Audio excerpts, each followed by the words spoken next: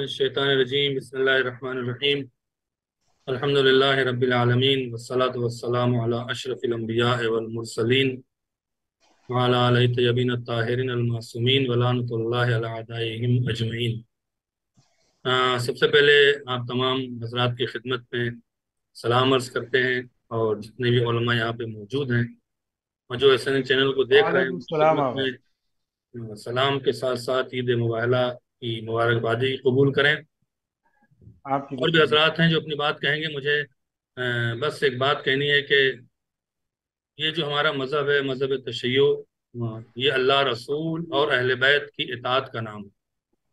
کسی بے کی شک آئیڈیالوجی، کسی کے نظریے کو فالو کرنا اس مذہب میں الاؤ نہیں۔ تو ممبر پہ چاہے وہ خطیب ہوں، چاہے وہ ذاکر ہوں، چاہے وہ عالم ہوں، چاہے وہ شاعر ہو، چاہے وہ نوحہ خوان ہوں یا نوحہ کہنے والے شعراء ہوں، ان پر لازم ہے کہ وہی بات کہیں جو اللہ رسول اور اہل بیت علیہ السلام نے کہی ہے۔ بے شک بے اس کے شک علاوہ اگر کوئی بات کر رہے ہیں تو وہ مذہب سے بھی خیانت ہے، اور اس قوم سے بھی خیانت ہے جس تک یہ میسج پہنچ رہا ہے۔ اختلاف کا سبب، فساد کا سبب اس وقت ہوتا ہے کہ جب ہم اپنے نظریے کو، یعنی جو ہماری سمجھ میں آ گیا وہی دین ہے، جو اللہ رسول سمجھا رہے ہیں وہ دین نہیں ہے، فساد وہاں پیدا ہوتا ہے۔ اور آج جو یہ احترام ممبر کی مہم چلی ہوئی ہے اور احترام ممبر کانفرنس ہو رہی ہے اور کیا کیا ہو رہا ہے، اس کی ضرورت پڑتی ہی نہیں، اس لیے کہ جب مرض آتا ہے تو علاج ہوتا ہے، اور مرض ہم نے خود پیدا کیا ہے۔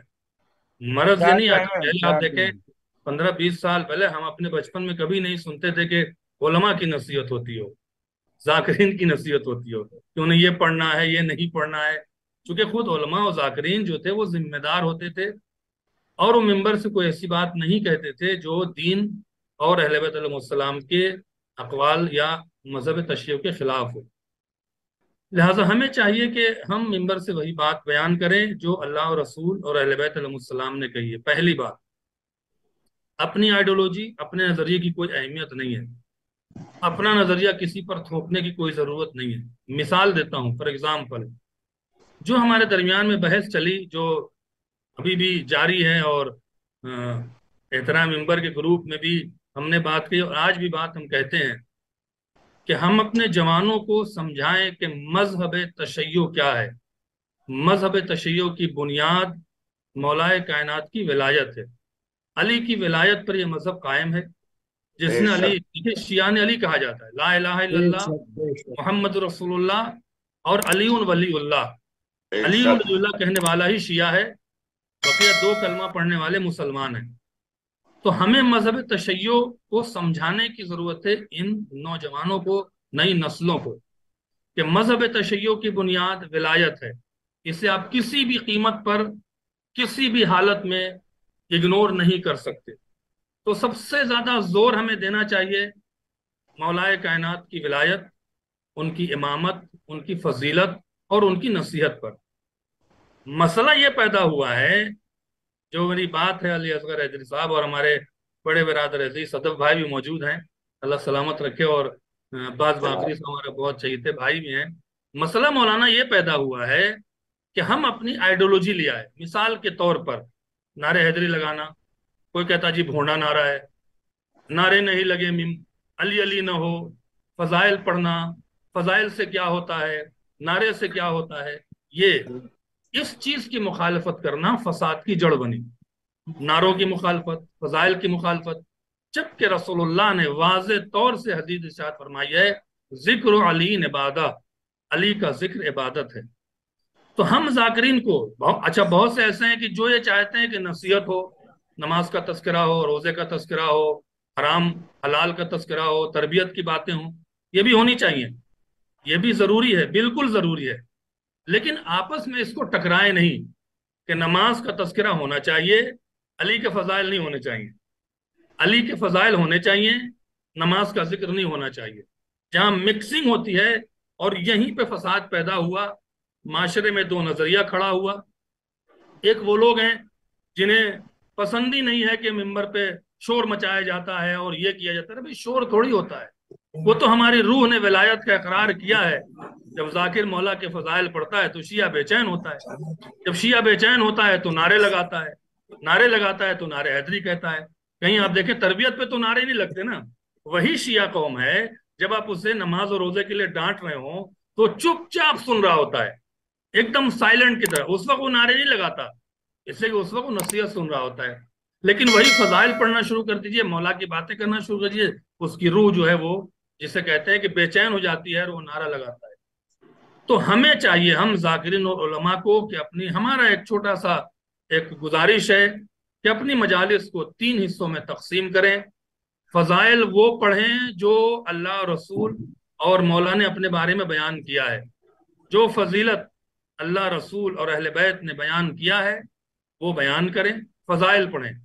اور فضائل ایسے پڑھیں کہ جو نئی جنریشن ہے انہیں دشمنوں سے, مولا کے خلاف کام کرنے والوں سے لڑنے کا, ایک آرگومنٹ کرنے کا, ایک دلیل دینے کا حوصلہ پیدا ہو. یعنی ہم سطحی باتیں نہ کریں, ہم الفاظ سے جذبات, الفاظ کے ذریعے جذبات سے نہ کھیلیں.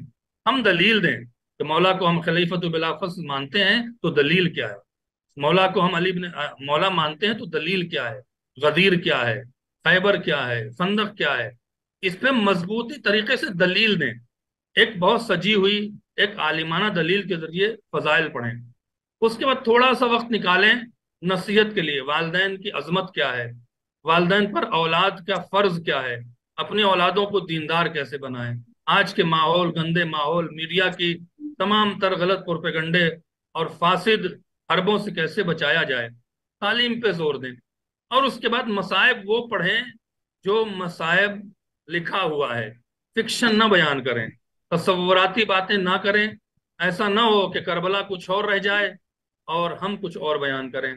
تو یقین مانے نہ احترام ممبر کی کانفرنس کی ضرورت ہوگی, نہ احترام ممبر کی کوئی بات کرنے کی ضرورت ہوگی, خود بخود سارے معاملات ٹھیک ہو جائیں گے. لیکن یہ سارا معاملہ بہت بدقسمتی سے کہتے ہیں خراب جب ہوا ہے جب ہم نے اللہ اور رسول اور اہل بیت علیہ السلام کی فرمان کو, ان کی باتوں کو اگنور کر کے, مثال کے طور پر جیسے کہا جاتا ہے, اب تو خیر بہت کم لیکن کہہ دیتے لوگ کہ رونے سے جنت نہیں ملے گی. آپ یہ بات کیوں کہتے ہیں؟ جب چھٹے امام نے کہہ دیا کہ من بکا علی الحسین فوجبت له الجنہ, جو حسین پر روئے گا اس پہ جنت واجب ہے, تو آپ یہ نہ کہیں ڈائریکٹلی کہ رونے سے جنت نہیں ملے گی. نہیں, رونے سے جنت ملے گی, بکا سے جنت ملے گی. لیکن بکا کب ہوگا؟